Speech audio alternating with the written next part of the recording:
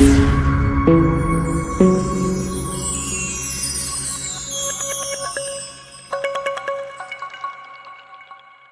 बातमीचे प्रायोजक आहेत हॉटेल बडेपीर। यांच्याकडे बिर्याणी फक्त 60 रुपयात, तहारी फक्त 50 रुपयात, चिकन 65 बोनलेस दर शुक्रवारी 1 किलो फक्त 300 रुपयात व शुक्रवारी स्पेशल दालचा खाना आणि खिचडा देखील उपलब्ध आहे, ते पण देखील फक्त 50 रुपयात। तर सोलापूरकरांनो, याचा लाभ भरभरून घ्या असे सांगण्यात आले आहे। आमचा पत्ता मुस्लिम पाशापेठ, जिंदाशहा मदार चौक, सोलापूर।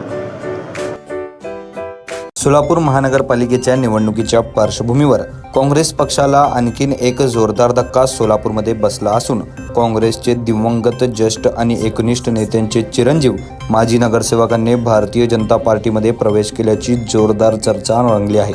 मिळालेल्या माहितीनुसार याबाबत रविवारी अधिकृत घोषणा करण्यात येणार आहे। 2 दिवसापूर्वीच माजी आमदार दिलीप माने यांचा भाजप प्रवेश झाला।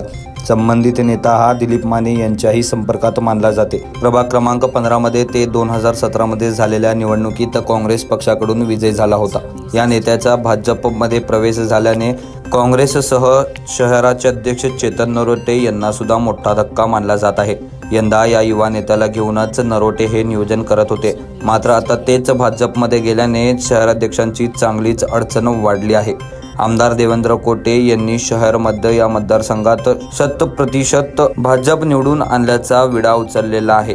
त्यासाठी त्यांनी व्यूहरचना रचली असून काँग्रेस पक्ष त्यात मुख्य टार्गेट असल्याचे दिसून येतं। या युवा नेत्याचा भाजपमध्ये जाणे आता काँग्रेस पक्ष आणि खासदार प्रणिती शिंदे यांच्या निर्णयांकडे सोलापूरचे लक्ष राहिले।